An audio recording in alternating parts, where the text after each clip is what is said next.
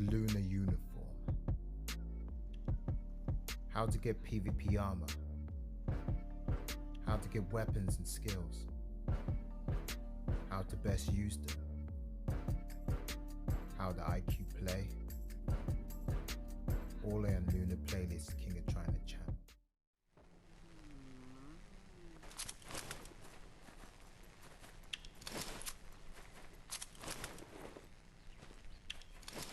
Hi there, this is Kingoftryinit, always trying it, and this is my first clash with Inferno. Now, I'm going to go through a few tips for people that are interested in maybe going into clash in any of their clans and vice versa. So we've already begun. Alright, so first tip is cover. Cover, because what's better than dodging and not being shot? Not being shot at all. Cover allows you to basically increase your rate of shooting more safely and not worrying about damage. And if you get the cover just right, your enemy can see you, but they can't shoot you. Because when you are a certain distance, things in front of you go invisible. So therefore, they see the player, because the computer or the game takes priority of seeing the player over the graphics, especially when you lower it. Tip 2, lower your graphics as soon as possible. In Clash, maximum people is 80 people. 20 people on the map at once from each clan, but 80 is maximum. If you ain't got a supreme internet, and I mean supreme, and supreme mobile or PC, you're not going to be able to handle it. Just lower it down. As much as the game looks amazing and sexy, just lower it so you can play it with your best assistance. Tip 3, learn to use your gun. As you'll see in this, I can't use a sniper. I've not used it for a very long time. I've been trying to practice the shotgun and I've only just begun. So learn to use a gun. There's no point using a gun in Clash if you can't use it. If you're missing too much, that's all those shots you're missing. You are not assisting with helping out your team. Okay. Tip 4. Voice chat, like talk with your clan. If you got a clan full of multiple languages, you're probably going to struggle. So make sure every time in one leader, the person that's speaking is talking, you've got the translators who are in that and translate instantly what they're saying. And just listen closely. If you are a player, basically be like a minion, as much as bad as that sounds. Tip 5, I need to mention this. If someone's got a heal or a shield thing on, called a toxic or slowdown, that will remove them out of the heal and the shield. If you try to fight them in the heal and shield and you put your down, you're both just wasting more durability. If you put a toxic down, that promotes a decent player to move out of there. Because if they stay there, they're at a disadvantage. So use your toxics, use your slows. I'm going to be saying a lot in this next video. Diffuses. And if you go out in this game, they're the most effective thing. I don't care if toxic only takes 40 or 50. Stacked up with multiple players, toxic can be very dangerous used correctly. No! So yeah, diffuses and covers. I don't remember what tip on, so I'm just going to say tips now because I've completely forgotten about tips. Next one is energization. Energization, definitely use them on your armor and your weapons. They give you extra damage, extra defense, extra survivability. In terms of what mods to focus on, so another tip, what mods to focus on, I'd say the bonus damage tip and weapon powers, weapon enhancements, because both of those are going to give you the maximum damage. You only need to raise it to 12, because once you get it to 12, you can buff it to 13. So that should be pretty much your primary focus. I say attack mods over armor mods because if you're low level and behind, at least if you're a sniper in long distance, you can still give your high levels support and have really serious damage, and you still be really helpful. If you focus on your armor and you've got crap attack power, you can be crazy tanky, but then that means you need the skill to be hopping around in front. And if they know that you're weak and you're hopping around in front on the front line, then they're going to ignore you and go after the snipers and the people that are damaging. So I preferably think the front liners should only be the people that are both attack and armor, not just armor, unless you're a warrior, of course. Next tip, professions. Now, You got assault rifle, you've got the new virus profession, you've got the warrior profession, and the sniper profession. There is 4 PvP professions, I believe. There's been missing one: sniper, fire, rifle. No. Virus, rifleman, sniper, warrior. I probably mentioned it already. With those, if you really want to win Clash and you want to be #1, I'd probably say 5 of each of them. Why not? 5 snipers would be quite devastating. Focus that on one target that takes them down. If you can organize your team to do 5 snipers with a sniper profession, and they've got maximum headshot percentage, and they've got bloody damage, so they're deliberately on low health to get even more damage at the snipers, and they can bring it to nearly 1 hit with a sniper the way it should be, that's going to be crazy. But of course, snipers are the equivalent of a glass cannon, so if you're going to have a sniper profession, you probably want to have your weakest members on that only focus on weapon mods, because in most games and in general, the rule is snipers are great, they're highly damaging, however you can kill them very easily. Alright, so yeah, but if your team is doing a good job, which is riflemen, which take the front line, then they shouldn't get close to your snipers. They really shouldn't. So riflemen, if you have 5 of them, go for it. Riflemen, you guys special on obviously rifles, obviously, but you also specialize in drones. You guys are the only guys that I'm aware of in my head that get an extra buff with drones at high level. So drones become stupidly important for you riflemen. Riflemen, OP your drones. You need the blood drone or whatever. People say it's pay to win. Effectively, it is, unless you learn the market and learn how to sell in this game for free to play. Definitely watch some other videos for that to get gold and stuff. Then, yeah, riflemen, your drones and your rifles are your main thing, so focus on that. But you need to balance your armor and defense. Warriors, defense, defense, defense, defense, defense. Okay, that is your bread and butter. You know, get your armor smiths in your clan to focus on spinning, you know, the highest armors and keep trying to get the best stats on it. That's what the armor smiths should be doing, as well as there's too many people in this game rolling guns when they're an armor smith. If you're an armor smith, roll only armor, buy the gun, alright? Or, you know, trade a gun with your clan, or co-hab with someone with you know, basically something that you need. Another tip, just so we just saw it just then, always have your drones with smart aid on every single one of your drones, and always switch them out instantly. Okay, depending on the rate of fire weapon, if you're versing 10 people and it's just you alone, they're going to destroy your drone, obviously. But if you're with a group of people and you go down, most of the time your drone is going to keep picking you up. Your drone can pick you up 6 times, just like that. I don't know the duration until it can do it again, but having to quickly bring out your drone just for reviving yourself like that could be extremely effective and extremely hurtful for the offensive side. So definitely pull that off and give that a try. So yeah, back on warriors, focus on your armors, like critical rate up, short range defense up. Everything that increases your defense is your priority. Armor, thingies, and things. Because when you're close and everyone is shooting all over the place, it is much easier to deal with a bunch of people shooting than people shooting and then you've got a bunch of warriors in there. It's really annoying, especially at level 70 where warriors basically become king. Alright, and I'm assuming the best way to deal with warriors is maybe shotgun, but that's a different video for a whole entire different time. So with warriors, defense, I've said it a million times. Obviously get a really disgusting melee weapon with crazy stats in it. I'd say unparalleled with the ult weapon on Devastate. That's what I'd suggest.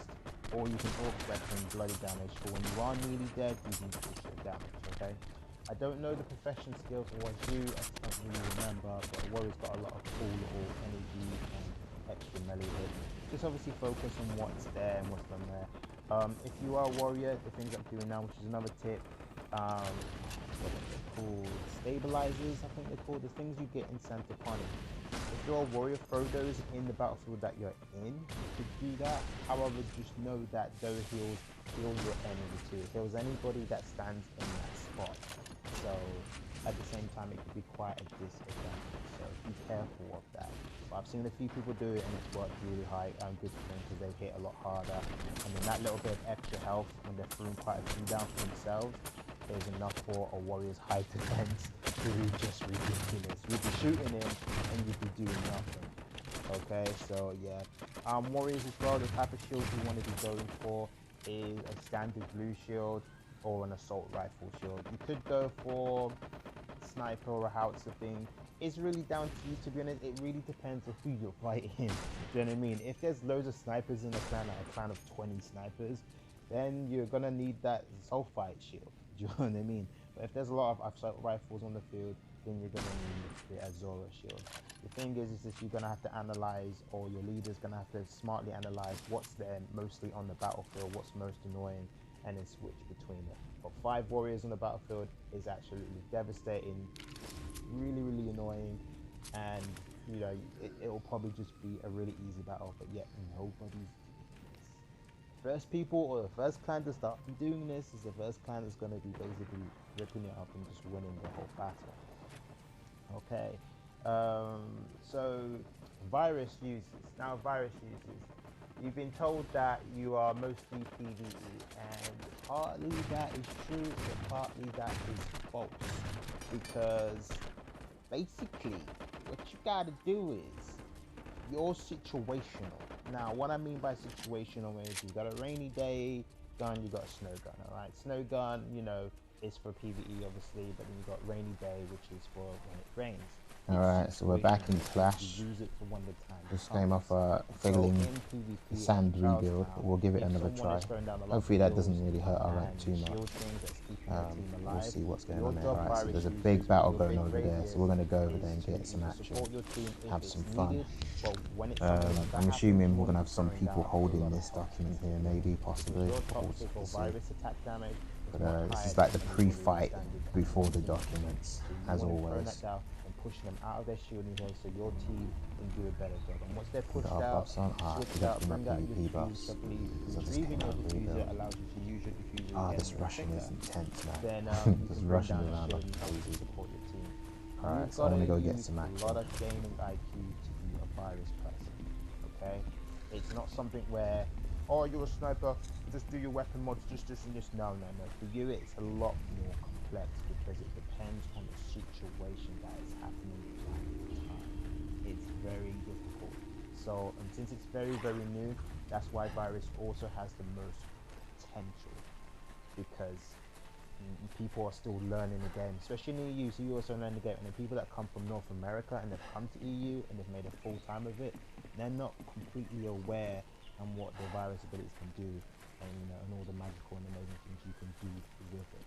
Okay, so again, situational.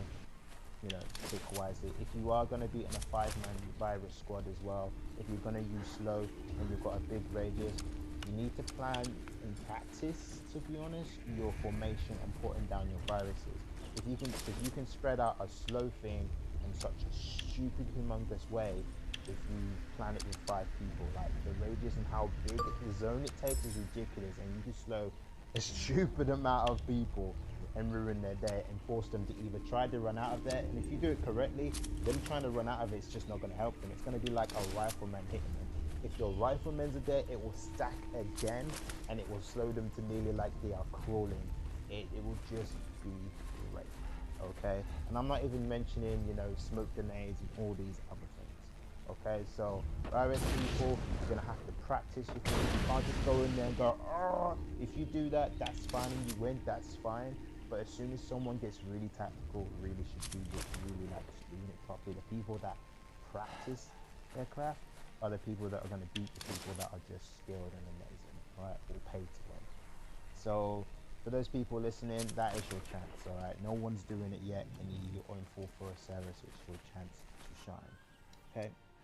Okay. Also, gun of choice for the virus has to be the collection edition shotgun. All right, the new shotgun I'm not on about, the red one I'm on about, the I can't remember its name now. It's the level 61. It's the latest one. Okay, the newest gun. Everyone's heard it. It's infamous. It's OP. At one point, I'm assuming the EU will downpower it like North America has, because I've heard in North America they have lowered its power. But for now, That is the king of weapons. You're probably going to come into a battlefield now in Clash with just loads of them. But just know this, with shotgun, yes, they can kill you in like 1 or 2 shots instantly. Where shotgun should work, really. However, it's very hard to aim on a mobile. PC players, I don't know. Apparently it's easier. I'm not going to touch something I'm not aware of, really and truly. But with virus, it's just devastating. I believe you take a shot and it's like 20 added virus each bullet. And on a collection edition, you get another few more shots. That just makes it devastating. You're killing someone in 1 hit anyways. With the collection edition, it's ridiculous. However, there's something you need to know about a virus and a shotgun. With the shotgun, it needs these 2 important modifications on it. Fast reload to at least 18 or 15%. I think it goes up to 20 maximum. And then you need fight rate. Okay? Weapon power, attack power, and all these other things is great if you can get it, but it doesn't beat the reload speed if you can get it to maximum or really high, and the fire rate to really high. Because then what you do is you use your formula pluses to increase your fire rate even further, and then you use your orcs weapon and put stats on that to also increase your attack speed even faster. Could be wrong there, could be talking about swing speed, but again, orcs weapon is still very new, so forgive me on that 1 point there. So that's it really and truly with the shotgun and viruses. So if you have like 5 of each, that could be quite devastating. I still feel like I'm missing a profession really badly. It's killing me. 1 second. I don't think there is. I think there's definitely those 4. I think I'm just having a premonition that there's going to be another one or something. And I'm just like, there's something else coming. So I hope those tips help, to be honest. I don't know if there's anything else. All right, okay. Documents. Don't be touching the documents unless you have got crazy armor, your warrior, your movement speed is ridiculous, and that's about it.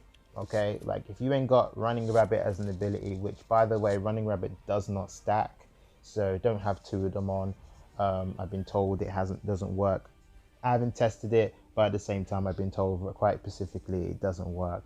So if you're gonna go for something, then you go for the secondary skill, which is the I think it's called the Iron Man. Don't quote me on that, but it's a thing that basically when you're bleeding out, you can bleed out longer, you can take a bit more heat, so you can survive a bit longer. 20% basically.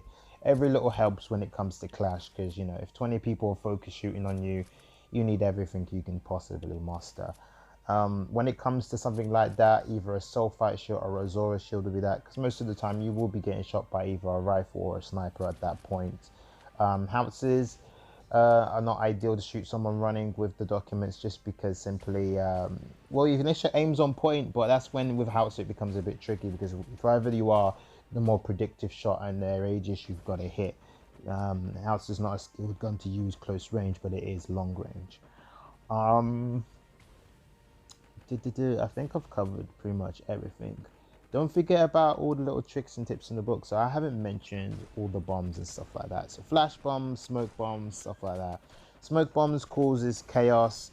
If you need to hide yourself or hide your parents or do a retreat, they're very, very skillful and amazing for that. Flash bomb is just a humongous big annoyance. If you throw them enough and often enough and have a really skilled plan with them, they can be used for. But sadly, to be honest, personally, I feel like flash bombs personally should be used more. Like not used more, I mean the duration of the flash should be more longer, like at least 2 seconds. So yeah, like that's the thing. Just do that. Like with flash bombs, devs, if you're listening, make them longer please, because I feel like they're a bit useless a little bit. So flash bomb smoke was that. Bear traps, very, very effective, keeps them in one place. That is when you're obviously trying to cover the documents or something like that, and you're trying to, you know, get hold of something. So go ahead and just put them everywhere. And again, it's a leader move, to be honest. It's not something you just randomly do. It's something that if your leader's got a plan, you kind of got to follow it. That's the best way to do those things. If you try to do them some differently, it's going to be a waste of time, basically. It's going to be a waste of time. Awareness, gaming awareness. Now, this is a big thing. It's in all games.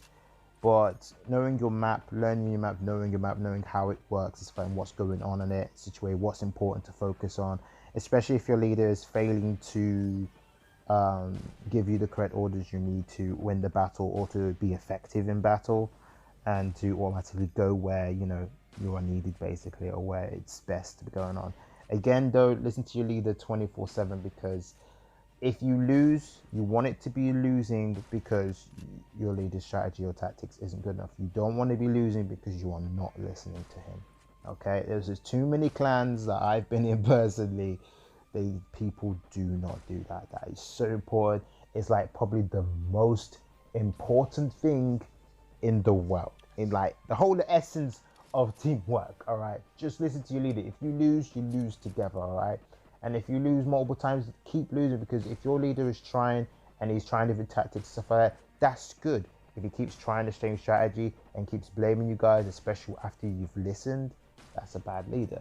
Okay, so leaders gotta be able to take a loss and stuff like that. If its only exception is if you guys are pretty much facing an opponent where you are the same strength pretty much, and everyone's just doing what they want, and there's nothing. Then it's a bit weird. Then it's a different kind of story. Do you know what I mean? But if you are just coming into the game now, expect a lot of losses. Okay, don't expect to be a level 10 and beat a level 60 or something. Don't do that.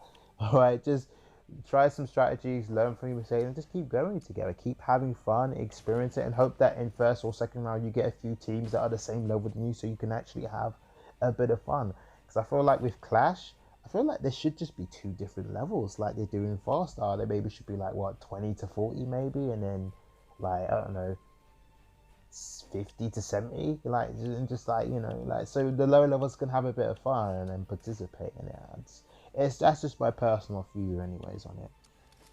So yeah, just be patient, have fun, enjoy the process, and vice versa. For the high levels that are like pushing the limits, and if they lose, they quit the clan or they quit the whole game. Guys, at the end of the day, it's the leader is not psychic. He can only do so much.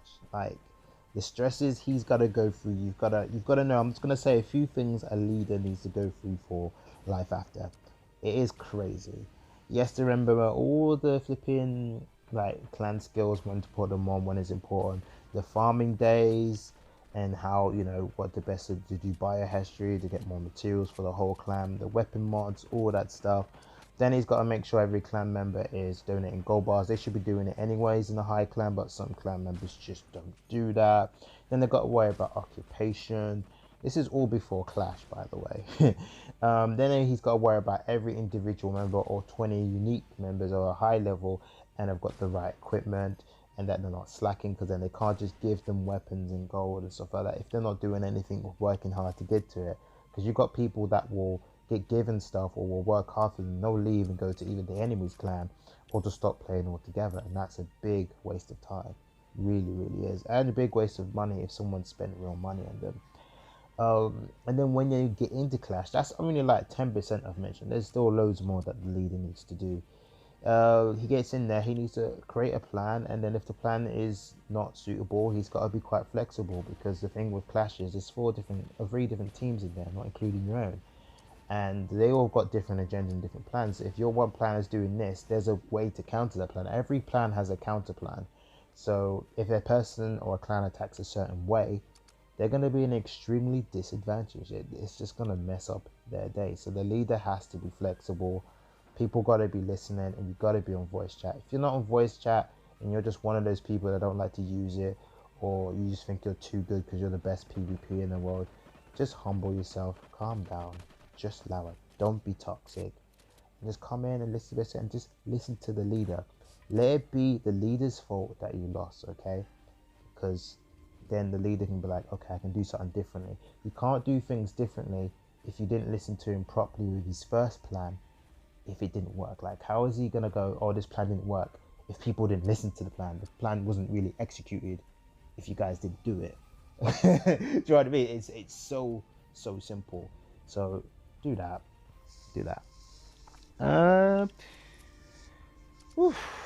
Attacking clan bases and stuff like that, I think I'll save for a bit of a different video because I have talking on for 25 minutes now. And I'm sorry guys, it's a lot of stuff I Clash. I try to slam it all in here.